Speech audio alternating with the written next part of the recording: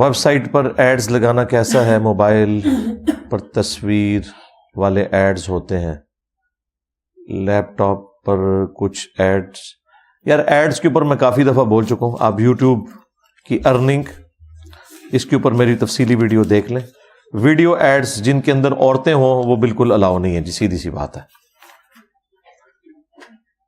کیا ابن عباس اور احمد بن حنبل غائب میں فرشتوں اور جنوں کو پکارنے کے قائل تھے؟ اگر تھے تو یہ قرآن کی سورہ نمل کی خلاف ورزی ہے. بالکل ہی خلاف ورزی ہے. ہمیں تو کوئی روایت مجبور نہیں کرتی کہ کسی بھی بزرگ کی کوئی بیان کردہ کسی روایت کے اوپر ایسا عقیدہ گھڑا جائے. یہ جو ایک مشہور روایت بریلویوں کی طرف سے پیش کی جاتی ہے کہ اللہ کے بندو میری مدد کرو، اسی کو بنیاد بنایا ہمارے استاد غلام مسعود سعیدی صاحب نے. اس کے باوجود انہوں نے اینڈ پہ جا کے لکھا کہ یہ صرف جواز کی حد تک ہے، اللہ ہی کو پکارنا چاہیے.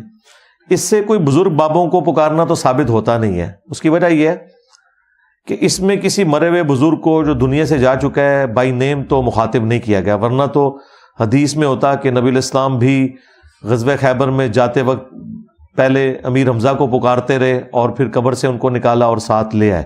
نہیں، خیبر کے موقع پر مولا علی علیہ السلام رسول اللہ کے ساتھ تھے صلی اللہ علیہ وآلہ وسلم، تو ان کی ڈیوٹی لگائی اور خود وہ عشوب چشم کے اندر مبتلا تھے. سب سے پہلے تو نبی الاسلام نے اپنا لعاب دہن ان کی آنکھوں میں لگایا اور ان کی آنکھیں اس قابل ہوئیں کہ وہ جنگ میں جا سکے. پھر نبی الاسلام نے ان کو روانہ کیا اور اللہ تعالیٰ نے ان کے ہاتھوں کے اوپر خیبر فتح کیا. یہ تفصیل کے ساتھ موجود ہے مسلم شریف میں. پورا قتل مرہب والا واقعہ بھی بخاری مسلم میں بھی آئی ہے. یہ حضرت علی کی فضیلت.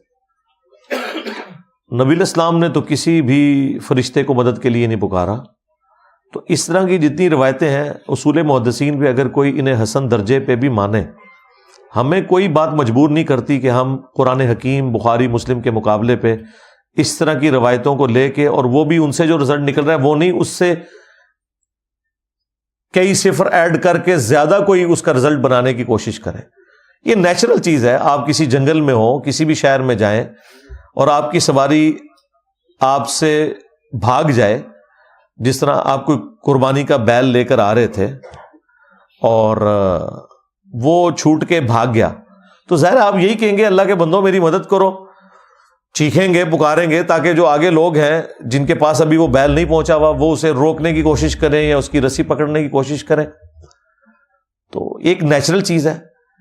باقی بعض روایتوں میں جو اس طرح آیا کہ کچھ اللہ تعالیٰ کی طرف سے فرشتے مقرر ہوتے ہیں اور وہ اس طرح کے جنگلات میں یا بیابان جگہوں کے اوپر کوئی انسان کو ہیلپ آؤٹ کر سکتے ہیں، تو فرشتے بھی کوئی مرے ہوئے نہیں ہیں، قبروں میں نہیں ہیں، اور اس میں تو موجود ہے کہ وہ سامنے موجود ہوتے ہیں. اور ضروری بھی نہیں کہ ہر جگہ بھی موجود ہوں، وہ تو ہمیں نہیں پتا. تو آپ نے اگر دعا کے طور پہ ایسی کوئی بات کرنی ہے تو آپ بس یہی کریں، اللہ کے بندوں میری مدد کرو. اللہ کے بندوں میری مدد کرو، اس سے یہ کیسے ثابت ہو گیا کہ بری بری سرکار بری کھوٹی قسمت کر دے ہری؟ یہ تو نہیں اس میں لکھا ہوا. یا معین الدین چشتی پار لگا دے کشتی، یا بہاول حق بیڑا تک، یہ تو نہیں لکھا ہوا. اس میں اسپیسیفکلی کسی بندے کو تو نہیں پکارا ہوا،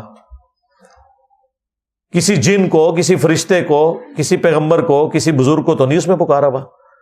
تو یہ ایک نیچرل سٹائل تو یہی ہے کہ آپ کسی بیابان میں چلے جائیں. ابھی بھی یہ جب گورے جاتے ہیں ڈسکوری چینل اور نیشنل جغرافک پہ دیکھیں، جو لوگ سفر کر رہے ہوتے ہیں اور وہاں ان کو کوئی پرابلم آتی ہے تو وہ اونچی آواز میں پکارتے ہیں کہ کوئی ہمیں سن رہا ہے، کوئی یہاں موجود ہے. کئی بار ایئر کریشز ہوئے ہیں، کوئی بندے بچ گئے ہیں تو انہوں نے آوازیں لگائی ہیں، کوئی نہ کوئی قریب سے کوئی بستی سے بندہ آ گیا. یہ نیچرل پروسیس ہے، اسی طریقے سے ہوگا.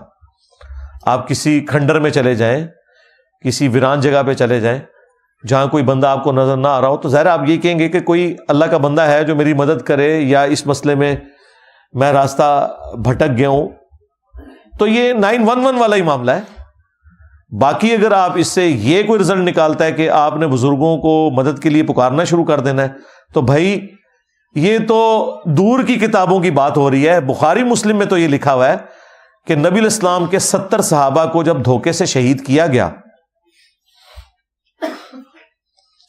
تو شہید ہوتے وقت انہوں نے اللہ کے حضور دعا کی، اے اللہ ہمارے نبی کو ہمارے حال کی خبر کر دینا۔ انہوں نے تو نہیں کہا کہ اے اللہ کے بندوں میری مدد کرو، یا رسول اللہ میری مدد کرے، نہیں، اے اللہ ہمارے نبی کو ہمارے حال کی خبر کر دینا، ہم نے ان کا دین نہیں چھوڑا، ہم اپنے رب سے مل رہے ہیں اس حال میں کہ ہمارا رب ہم سے راضی اور ہم اپنے رب سے راضی۔ بخاری کے الفاظ ہیں، حضرت جبرائیل علیہ السلام حضور کے پاس حاضر ہوئے، یہ حدیث مسلم میں بھی موجود ہے، اور انہوں نے کہا کہ آپ کے صحابہ کو دھوکے سے شہید کیا گیا، اور ان کے جو سربراہ تھے عاصم بن ثابت انصاری، انہوں نے شہید ہوتے وقت یہ دعا کی تھی، تو اللہ تعالیٰ کی طرف سے ان کا پیغام میں آپ کے پاس لے کر آیا ہوں۔ اس ایک حدیث نے 3 عقیدے کلیئر کر دیے۔ نمبر 1، صحابہ کرام کا یہ عقیدہ تھا کہ اللہ ہمارے نبی کو ہمارے حال کی خبر کرے گا، اور اس وقت کی بات ہو رہی ہے جب نبی الاسلام ابھی دنیا میں موجود ہیں، قبر اطہر میں نہیں گئے ہیں۔ یہ ہمیں کہتے ہیں نا جی قبر مبارک میں سب کچھ دیکھ رہے ہیں، بھائی جب باہر تھے نا اس وقت بھی وہی کچھ دیکھتے تھے جو اللہ دکھاتا تھا۔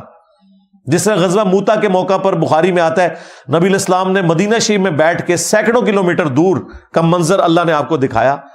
آپ نے کہا کہ میرے زید کو شہید کر دیا گیا، میرے عبداللہ کو شہید کر دیا گیا، میرے جعفر کو شہید کر دیا گیا، اور اب مسلمان اللہ کی تلواروں میں سے ایک تلوار کے اوپر متفق ہوئے ہیں، مجھے اللہ سے امید ہے کہ ان کے ہاتھوں پہ اللہ تعالیٰ فتح دے گا، خالد بن ولید۔ اور وہ فتح یہی ہوئی تھی کہ بس وہ اپنی فوج کو بچا کے ریٹریٹ کر کے آگے تھے، ظاہر ہے وہ سامنے سے 2 لاکھ کی فوج آ گئی تھی۔ یہ آپ کو بتاتے ہیں، یہ 2 لاکھ کی فوج کے مقابلے میں خالد بن ولید کے پاس چند ہزار صحابہ تھے۔